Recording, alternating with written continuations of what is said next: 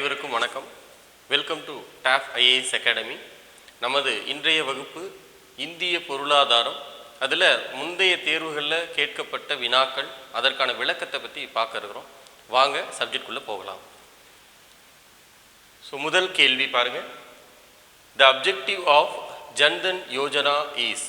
ஜன்தன் திட்டத்தினுடைய குறிக்கோள் என்ன அப்படிங்கிறது தான் கேள்வி. எப்பயுமே நம்மளை பொறுத்த வரைக்கும் ஒரு கேள்விக்கு ஆன்சர் பண்ணணும், அப்ஜெக்டிவ் டைப்பில் கொஸ்டின் இருக்குது அப்படின்னா கேள்வியை முழுமையாக என்ன அப்படிங்கிறத புரிஞ்சுக்கிட்டு அதுக்கப்புறம் இருக்கக்கூடிய ஆப்ஷன்ஸை தெளிவாக படிச்சுட்டு அதுக்கப்புறமா நம்ம ஆன்சர் பண்ணோம் அப்படின்னா நம்மளால் சரியான ஆன்சரை செய்ய முடியும் இல்லைங்களா? ஸோ கேள்வி, ஜன்தன் திட்டத்தின் குறிக்கோள், அதற்கான பதில் அப்படிங்கிறது பார்க்குறோம். அனைவரையும் உள்ளடக்கிய பொருளாதார முன்னேற்றம் அப்படின்னு கொடுக்கப்பட்டிருக்கு.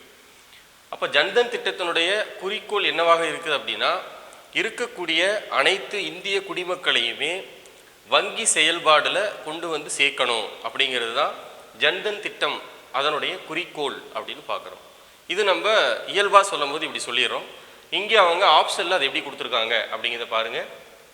அனைவரையும் உள்ளடக்கிய பொருளாதார முன்னேற்றம். அப்போ இதுதான் எதை மீன் பண்ணுது? பொருளாதார முன்னேற்றம் அப்படிங்கிறத மீன் பண்ணுது.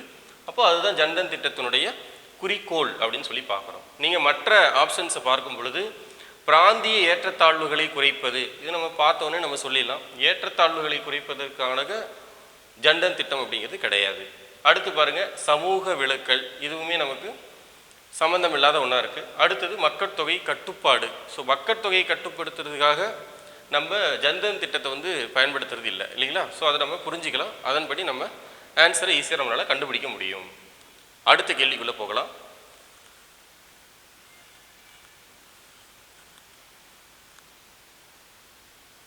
ஸோ இரண்டாவது கேள்வியை பாருங்கள். Consumer protection act is called as அப்படின்னு கேட்குறாங்க. அதாவது நுகர்வோர் பாதுகாப்பு சட்டம் என அழைக்கப்படுவது எது அப்படின்னு சொல்லி கேள்வி கேட்டிருக்காங்க இல்லைங்களா? அப்போது எதெல்லாம் கொடுத்துருக்காங்க இங்கே பாருங்கள். தமிழில் என்ன சொல்லியிருக்காங்க அப்படின்னு பாருங்கள். நுகர்வோர் பாதுகாப்பு சட்டம் என அழைக்கப்படுவது எது அப்படின்னு பாருங்கள். நுகர்வோரின் மகா சாசனம். ஸோ இதுதான் நமக்கான பதில். நுகர்வோரின் மகா சாசனம் என்பது நுகர்வோர் பாதுகாப்பு சட்டம் என்று அழைக்கப்படுகிறது. அப்போ என்ன கேள்வி கேட்டிருக்காங்க, அதுக்கு என்ன ஆன்சர் அப்படிங்கிறத பார்க்குறோம். இப்போ இது ரிலேட்டடாக இருக்கக்கூடிய விஷயங்கள் முந்தைய தேர்வுகளில் வேறு வேறு வினாத்தாள்களில் கேட்கப்பட்ட கேள்வி அப்படின்னு பார்க்கும் பொழுது, வேர்ல்டு கன்சியூமர் டே, கன்சியூமர்ஸ் டே மார்ச் 15 கொண்டாடப்படுது. மார்ச் 15 அப்படின்னு சொல்லி பார்க்குறோம். இப்போ இதுக்கு ரிலேட்டடாக ஏதாவது நமக்கு தகவல் இருந்தது அப்படின்னா அதையும் நம்ம சேர்த்து படிச்சுக்கிற பட்சத்தில் நமக்கு அது பல்வேறு வகையில் பார்த்திங்க அப்படின்னாக்கா பயனுள்ளதாக தான் இருக்க போகுது. மேலும் இதில் இருக்கக்கூடிய நீங்கள் மற்ற ஆப்ஷன்களை பார்க்கலாம். நுகர்வோர் பாதுகாப்பு சட்டம் என அழைக்கப்படுவது எதுன்னு சொல்கிறாங்க கேட்குறாங்க அப்படின்னா, தமிழ்நாடு நுகர்வோர் பாதுகாப்பு கவசமா, உலக நுகர்வோர் கவசமா, மதிப்புள்ள நுகர்வோர் கவசமா அப்படின்னு பார்த்திங்க அப்படின்னா இது எல்லாமே பார்த்திங்க அப்படின்னா ரிலேட்டடாக நம்மளை கன்ஃபியூஸ் பண்ணுற மாதிரி தான் இருக்குது. பட் நம்ம ஈஸியாக எதை வச்சு ஐடென்டிஃபை பண்ணிக்கலாம், மேக்ன கட்டா அப்படிங்கிற அந்த வார்த்தை. ஸோ அதை நம்ம படிக்கும் பொழுது அதுக்கு அழுத்தம் கொடுத்து படிச்சிருப்போம். மேக்ன கட்டா, மகாசாசனம் அப்படிங்கிறது தான் நுகர்வோர் பாதுகாப்பு சட்டம் என அழைக்கப்படுகிறது. ஸோ அது மூலிமா நம்ம என்ன படிக்கிறோம் அப்படின்னா ஈஸியாக நம்மளோட ஆன்சர் அப்படிங்கிறத எடுத்துடலாம். ரைட், அடுத்த கொஸ்டினுக்கு போகலாம். அடுத்த வினாவை பாருங்கள். During 1857 the peasants had to pay heavy taxes in the form of அப்படின்னு கேட்குறாங்க. அதாவது 1857 குடியானவர்கள் அதிகமாக செலுத்த வேண்டியிருந்த வரி என்பது எந்த வகையான வரியை செலுத்தினாங்க அப்படின்னு கேட்குறாங்க. அதுக்கு நம்மக்கிட்ட இருக்கக்கூடிய ஆப்ஷன்ஸ் அப்படின்னு பார்த்தீங்க அப்படின்னா land tax, customs duty, revenue tax, service tax. அதாவது நில வரியா, சுங்க வரியா, வருமான வரியா, சேவை வரியா அப்படின்னு கேட்குறாங்க. 1857 அப்படின்னு நம்ம பார்க்குறோம். ஸோ 1857நாலே நமக்கு என்ன ஞாபகம் வருது? புரட்சி. 1857 புரட்சி அப்படிங்கிறத ஞாபகத்துக்கு வருது. ஸோ அந்த பீரியடில் குடியானவர்கள் அதிகமாக எந்த வரியை செலுத்தியிருப்பாங்க அப்படின்னு பார்த்தோம் அப்படின்னா நில வரி அப்படிங்கிறத செலுத்தியிருக்காரு. இப்போ நம்ம நில சீர்திருத்தம் சார்ந்து நிறைய தகவல்கள் தெரிஞ்சிருப்போம். நில சீர்திருத்தம், நில வரி, இதை பற்றிலாம். அப்போ ஃபஸ்ட்டு பாருங்கள், நில சீர்திருத்தம் அப்படின்னு பார்க்கும் பொழுது நம்ம 3 வகையான நில சீர்திருத்தங்களை படிச்சிருப்போம். வரி அமைப்புகளை பற்றி படிக்கும் பொழுது நேரடி வரிகள்லாம் என்ன, மறைமுக வரிகள்லாம் என்ன, அப்படி இதெல்லாம் தனித்தனியாக படிச்சிருப்போம். இப்போ இதில் பாருங்கள், முதல் விஷயம் நேரடி வரி மறைமுக வரி அப்படிங்கிறது என்ன அப்படிங்கிறது இதை வச்சு நம்ம கண்டுபிடிக்கலாம். இதில் பாருங்கள், நில வரி அப்படிங்கிறது ஒரு நேர்முக வரியாக இருக்குது. அதே போல் வருமான வரி அப்படிங்கிறது வந்து பார்த்திங்க அப்படின்னாக்கா ஒரு நேர்முக வரியாக இருக்குது. இதை ஏன் நான் சொல்கிறேன் அப்படின்னா, 1857 பாருங்கள் பெரும் புரட்சி காலமாக இருக்குது. ஸோ அந்த காலத்தில் என்ன இருக்குது, ஆங்கில அரசுக்கு பொருளாதார இழப்பீடு ஏற்பட்டிருக்கு அப்படின்னு நம்ம நோட் பண்ணுறோம். ஆங்கில அரசுக்கு பொருளாதார இழப்பீடு ஏற்படுது.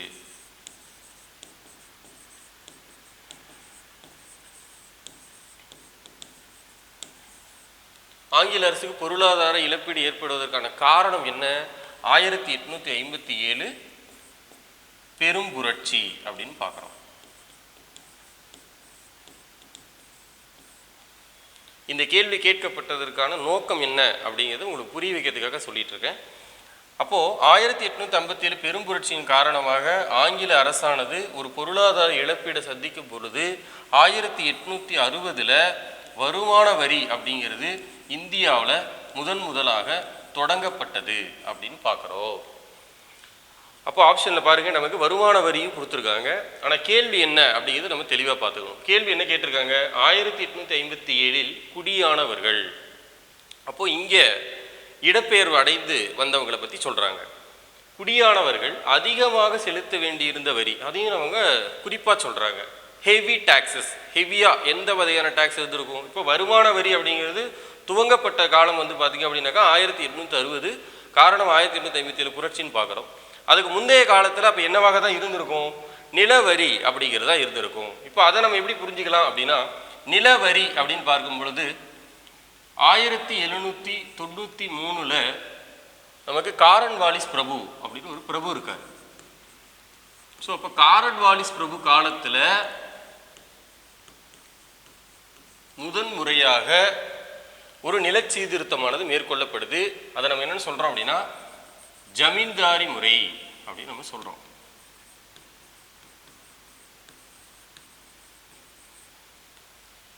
ஸோ அப்போ இதற்கு முற்பட்ட காலம் அப்படின்னு நம்ம பார்க்கும்போது பல்வேறு பிரபுக்கள் இருந்திருப்பாங்க.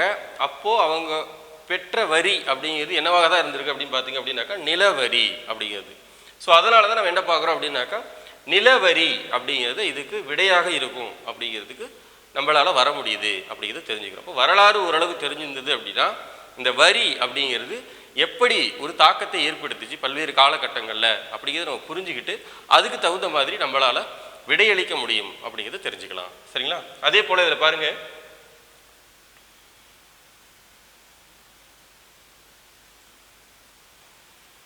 சேவை வரி கொடுத்துருக்காங்க, சுங்க வரி கொடுத்துருக்காங்க. இந்த சேவை வரி சுங்க வரி இது ரெண்டும் பார்த்தோம் அப்படின்னா மறைமுக வரிகள் அப்படின்னு பார்க்கப்படுது. வருமான வரியும் நில வரியும் பார்த்தோம் அப்படின்னாக்கா நேர்முக வரிகள் அப்படின்னு பார்க்கப்படுது. இப்போ நேர்முக வரினா என்ன, மறைமுக வரினா என்ன, அதெல்லாம் நம்ம தனியாக படிச்சிருப்போம். அதாவது நேர்முக வரினா என்ன சொல்கிறாங்க, வரி யார் மீது விதிக்கப்படுகிறதோ அவரே நேரடியாக வரியை செலுத்தணும், எந்தவித எதிர்பார்ப்பும் இல்லாமல் அப்படின்னு சொல்லக்கூடியதான் என்ன அப்படின்னா நேர்முக வரி அப்படின்னு சொல்லப்படுது. மறைமுக வரினா என்ன சொல்கிறாங்க, ஒருவர் மீது வரி விதிக்கப்பட்டு மற்றொருவர் அந்த வரியை பகுதியாகவோ முழுமையாகவோ செலுத்துவது, அதை தான் நம்ம என்ன சொல்கிறோம் அப்படின்னா மறைமுக வரி அப்படின்னு சொல்கிறோம். அப்போ இந்த ஒரு கொஸ்டின் ரிலேட்டடாக நம்ம என்னெல்லாம் தெரிஞ்சுக்கலாம் அப்படிங்கிறத பாருங்கள். During 1857 the peasants had to pay heavy taxes in the form of அப்படின்னு கொஸ்டின் கேட்டிருக்காங்க. அதில் நமக்கு சில வரிகள் எந்த மாதிரியான வரியெல்லாம் அவங்க கட்டினாங்க, அதிகமான வரி செலுத்துறது எது அப்படிங்கிறத பற்றிலாம் சொல்லியிருக்காங்க. அதில் முக்கியமாக நம்ம இந்த வரிகளை பற்றி நம்ம படிச்சுக்கணும். எக்ஸாமினேஷனுக்கு நீங்கள் இந்திய பொருளாதாரம் படிக்கும் பொழுது வரி அமைப்புகளில் நேர்முக வரி மறைமுக வரிகளை பற்றி படிக்காமல் எக்ஸாமுக்குள்ளே போக வேண்டாம். ஏன்னா நிச்சயமாக இதிலிருந்து வந்து பார்த்திங்க அப்படின்னாக்கா ரிப்பீட்டடாக கொஸ்டின் அப்படிங்கிறது இருந்துக்கிட்டே இருக்குது. டிஎன்பிஎஸ்சி எக்ஸாம்ஸ் பொறுத்த வரைக்கும் பார்த்திங்க அப்படின்னாக்கா இந்த வரி சார்ந்து இருக்கக்கூடிய கொஸ்டின்களில் கேள்விகள் அடிக்கடி கேட்குறாங்க. அதனால் இதை வந்து கொஞ்சம் தெளிவாக படித்து வச்சுக்கோங்க. சரிங்களா? ஸோ அடுத்த கேள்விக்கு போகலாம். So next question, the Detroit of Asia is. இது ஒரு முக்கியமான ஒரு கேள்வியாகவே பார்க்கலாம். சரிங்களா? ஆசியாவின் டெட்ராய்டு என்று அழைக்கப்படும் இடம் எது அப்படின்னு கேட்டிருக்காங்க. ஸோ நம்மளை பொறுத்த வரைக்கும் தெரியும், ஆசியாவின் டெட்ராய்டு அப்படின்னு சொல்லும்போது எதை சொல்லும் அப்படின்னாக்கா சென்னை அப்படிங்கிறது ஆசியாவினுடைய டெட்ராய்டு என்று அழைக்கப்படுது. சரி, இந்த கேள்வியே வேற மாதிரியும் கேட்கலாம். எப்படி கேட்குறாங்க, தெற்கு ஆசியாவின் டெட்ராய்டு அப்படின்னு அழைக்கப்படுவது எது அப்படின்னு கேட்டாலும் என்னதான் ஆன்சருங்க, சென்னை அப்படிங்கிறது ஆன்சர். ஸோ ஆசியாவின் டெட்ராய்டு என்று அழைக்கப்பட காரணம் என்ன அப்படிங்கிறத அடுத்து நம்ம பார்க்குறோம். ஆசியாவின் டெட்ராய்டு என்று அழைக்கப்படக்கூடிய இடம் சென்னை, தெற்காசியாவின் டெட்ராய்டு என்று அழைக்கப்படக்கூடிய இடம் அப்படின்னு கேட்டாலும் சென்னை அப்படிங்கிறது தான் நமக்கு பதிலாக இருக்குது. அதை நோட் பண்ணி வச்சுக்கணும். சரிங்களா? ஸோ இப்போ டெட்ராய்டு, ஆசியாவின் டெட்ராய்டு என்று சென்னை அழைக்கப்பட காரணம் என்ன நம்ம சொல்லுவோம், என்ன காரணத்தினால டெட்ராய்டு அப்படின்னு அழைக்கிறாங்க. இப்போ அமெரிக்கா, மற்ற நாடுகள், ஜப்பான் அப்படின்னு எடுத்துக்கிட்டிங்கனாலும் அங்கேயும் டெட்ராய்டு அப்படின்னு சொல்லப்படுது நகரங்கள். காரணம் என்ன அப்படின்னு சொல்கிறாங்க அப்படின்னாக்கா தொழில் உற்பத்தி, அதாவது வாகன உற்பத்தி தொழில்கள் வந்து பார்த்திங்க அப்படின்னாக்கா எண்ணிக்கையிலையும் அதிகமாக இருக்குது. ஸோ அதனால தான் அந்த நகரங்களானது டெட்ராய்டு அப்படின்னு அழைக்கப்படுது அப்படின்னு தெரிஞ்சுக்கிறோம். சரிங்களா? ஸோ இதுதான் ஆசியாவின் டெட்ராய்டு அப்படின்னு சொல்லப்படுது. இப்போ நம்ம இதில் கன்ஃபியூஸ் பண்ணுற மாதிரி இன்னொரு ஆப்ஷன் என்ன வைக்கிறாங்க, நல்லா நோட் பண்ணிக்கோங்க. கன்ஃபியூஸ் பண்ணக்கூடிய ஆப்ஷன் இது அப்படின்னு பார்க்கும் பொழுது இந்த மும்பை அப்படிங்கிறது. அப்போ இந்தியாவின் மான்செஸ்டர் அப்படின்னு அழைக்கப்படக்கூடியது தான் என்ன அப்படின்னு பார்த்தோம் அப்படின்னாக்கா மும்பை அப்படிங்கிறது. நம்ம ஆசியாவின் டெட்ராய்டு அப்படிங்கிறது மும்பை அப்படிங்கிற பதிலை கொடுத்துடக்கூடாது. மற்ற ரெண்டு ஆப்ஷனுக்கு வந்து பார்த்தீங்க அப்படின்னாக்கா அந்தளவுக்கு நம்மளை கன்ஃபியூஸ் பண்ணக்கூடியதாக தெரியல. பட் மும்பை வந்து பார்த்திங்க அப்படின்னாக்கா நிச்சயமாக ஒரு குழப்பத்தை ஏற்படுத்தணும் தெளிவாக படிக்காதவங்களுக்கு. சரிங்களா? ஸோ அப்போ நம்ம தெளிவாக படிச்சிருந்தோம் அப்படின்னாக்கா சுலபமாக சென்னை அப்படிங்கிறத ஆன்சர் பண்ண முடியும். இல்லாத பட்சத்தில் குழப்பக்கூடிய ஒரே ஒரு ஆப்ஷன் இது அப்படின்னு நீங்கள் பார்க்கும்பொழுது மும்பை. ஸோ அப்போ மும்பையை பொறுத்த வரைக்கும் என்னது அப்படின்னு பார்த்தீங்கன்னா இந்தியாவின் மான்செஸ்டர் டெக்ஸ்டைல்ஸ், அதில் வந்து பார்த்திங்க அப்படின்னாக்கா அதிகமான உற்பத்தி அப்படின்னு பார்க்கணும். ஸோ அதனால் இந்தியாவின் மான்செஸ்டர் அப்படின்னு அழைக்கப்படக்கூடியது மும்பை அப்படின்னு சொல்லி பார்க்குறோம். சரிங்களா? அடுத்த கேள்விக்கு போகலாம்.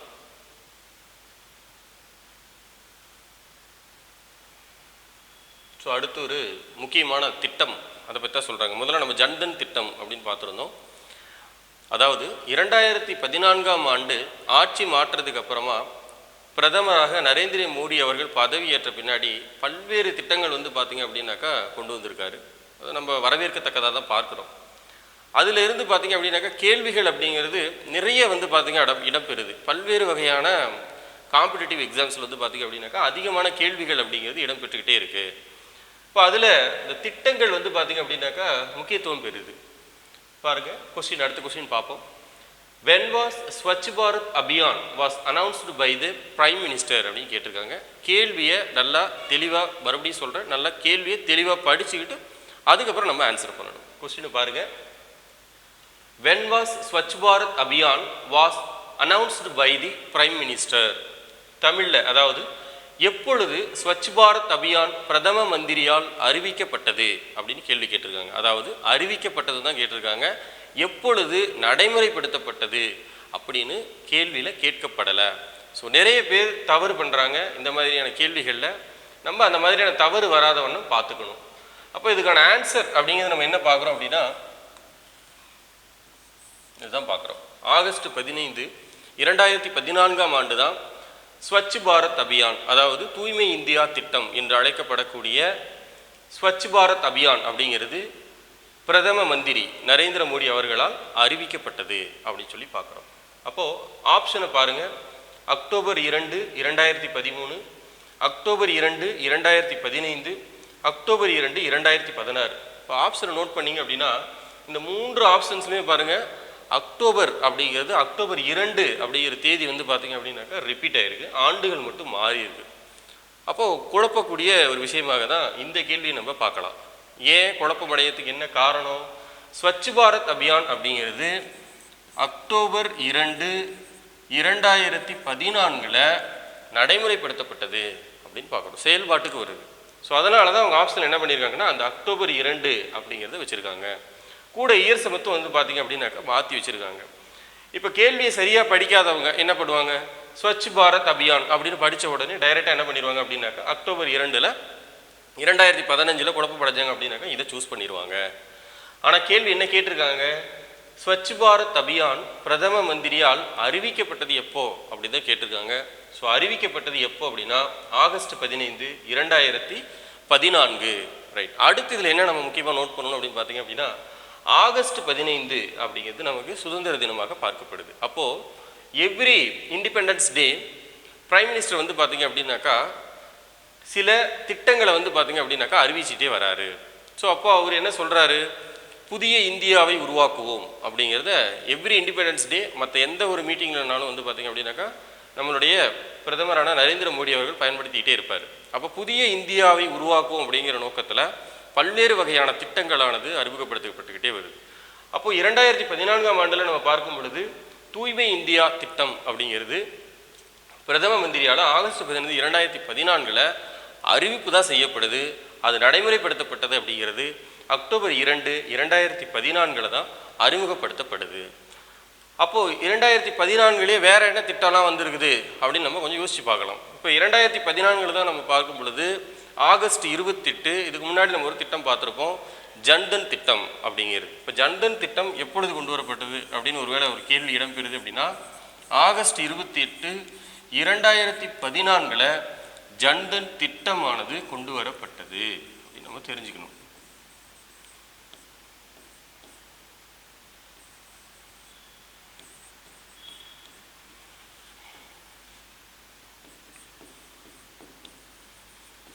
நமக்கு தெரியும் யோஜனா அப்படிங்கிறது என்ன மீன்படுது அப்படின்னா திட்டம் அப்படின்னு சொல்லப்படுது. அப்போ ஜன்தன் திட்டம் அப்படின்னு நம்ம அதை சொல்கிறோம்.